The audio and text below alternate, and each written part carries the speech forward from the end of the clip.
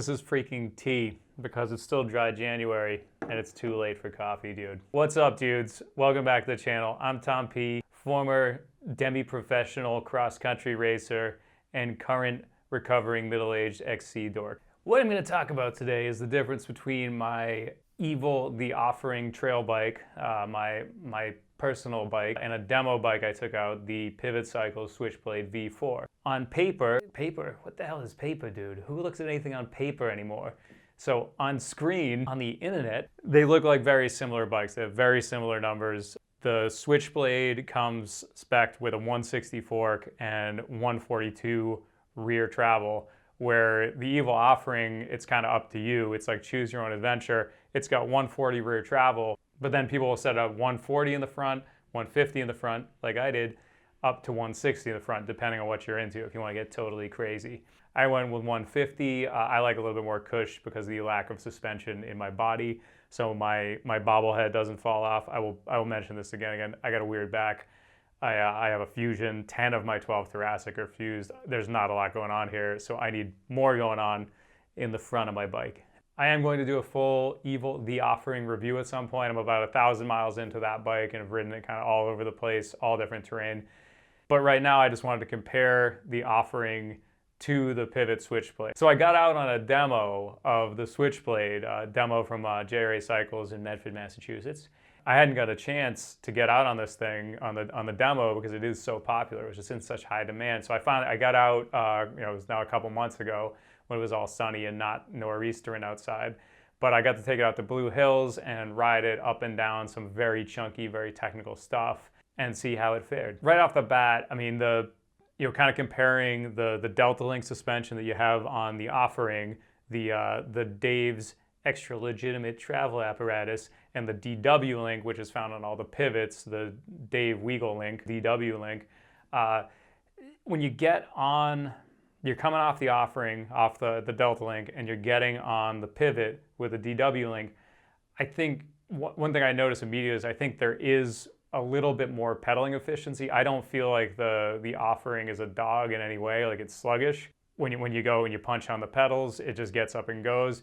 But I think the DW Link has a slight edge in pedaling efficiency. They have a similarity, the two systems, in when you get into, I noticed in particular in spots in Blue Hills where you're pedaling up something that's super chunky, but you're seated climbing. It's kind of a lower gradient, but it's roots and rocks constantly. You can just stay seated, and that suspension just opens right up and just starts absorbing everything and giving you more traction. You just float up stuff, and you don't even feel like getting out of the saddle.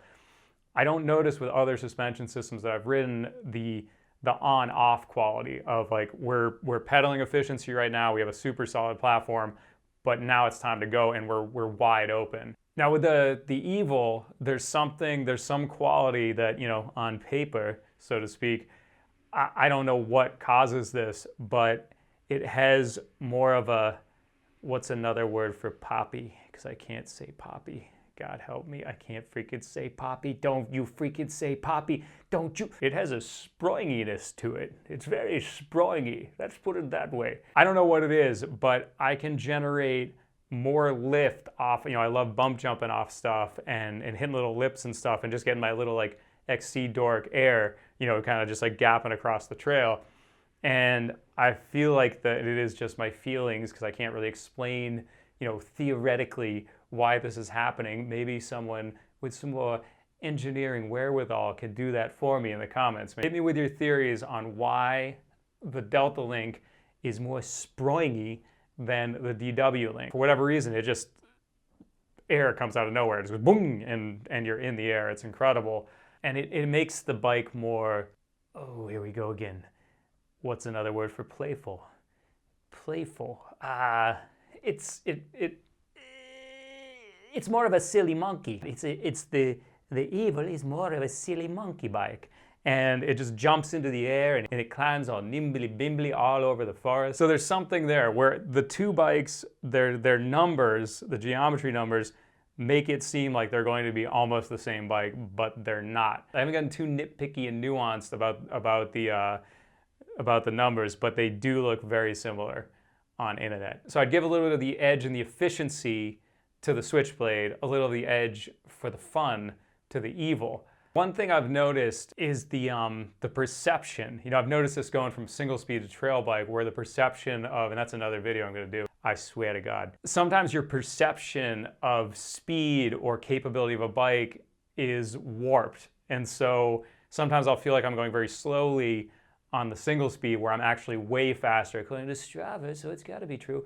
According to Strava, I'm much faster. And same thing goes when you're riding different suspension bikes, where a bike that's more, what's another word for composed? A bike that stays a little bit more put together in technical situations, it might feel slower, but it may just be dealing with the terrain in a different way. So in other words, sometimes on some of these chunky descents at Blue Hills, I would feel slower on the Switchblade than I do on the Evil, where they were more exciting on the Evil. But the reason why they were less exciting on the Switchblade, I mean, it does have the 164, that's a little bit extra cush, but it just felt, you know, safer. You know, so I was actually going faster, according to Strava, so it's gotta be true, than I was on the Evil. Does that necessarily mean it's better?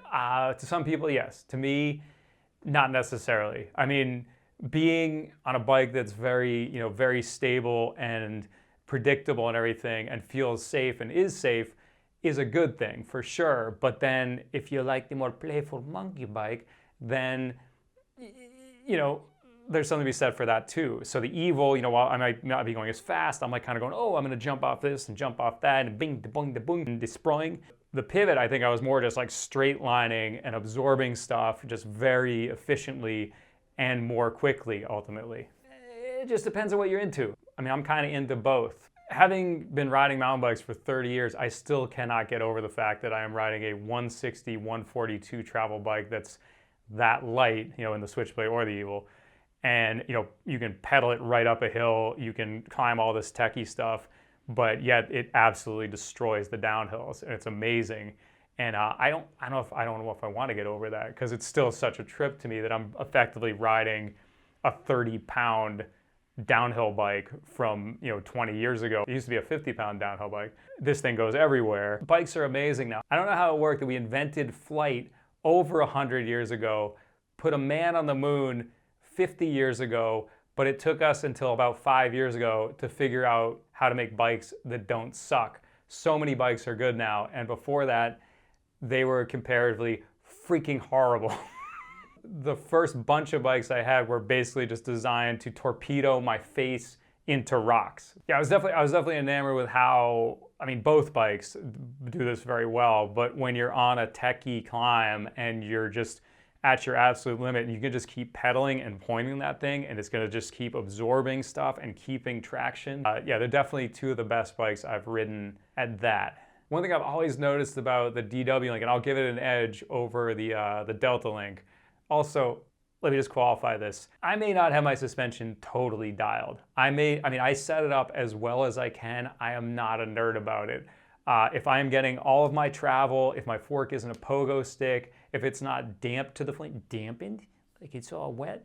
If it's not damp to the point where it's like stacking up and I'm running out of travel and I'm, you know, over my front hub by the end of a descent, I'm pretty happy, you know? Or if I'm not getting bucked off every lip, you know? So it's like if it's doing its job, I'm totally happy. But beyond that, I don't get too nitpicky about it. Yeah, but something I notice is with DW Link, something I don't know if this is coming from single speed, but something I like to do is initiate a slow speed hop. You know, sometimes when I'm going to hop a log or something, I will give like a pedal kick into the, you know, to lift the front end to go over something. And I feel like when I, you know, when I get a DW Link bike up into that position and kick it, it's just such a firm platform, and I can really spring out of that. So while, you know, the Delta Link, I mean, God forbid Dave Wiggle is down in his hot tub watching this on the vineyard. Please don't be watching this. He's sitting there with a bud in his hand. He just wants to like chuck it at the screen.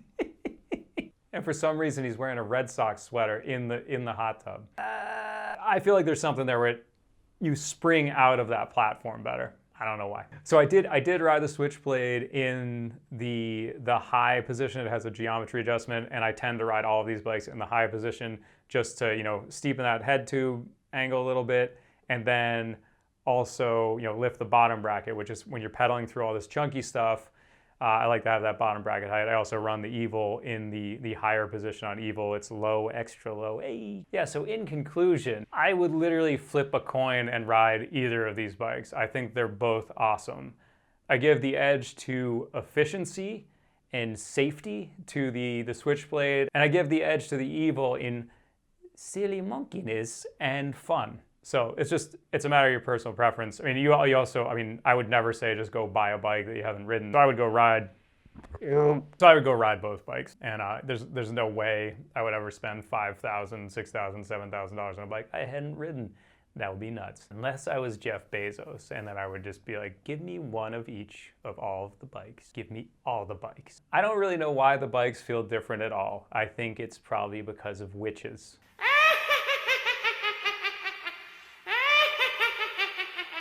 All right, so I hope you found that somewhat informative, and stay tuned for a full 1,000-mile Evil review, which probably won't be that different from what I just did, but it'll have different footage of me riding the Evil like a middle-aged recovering XC dork.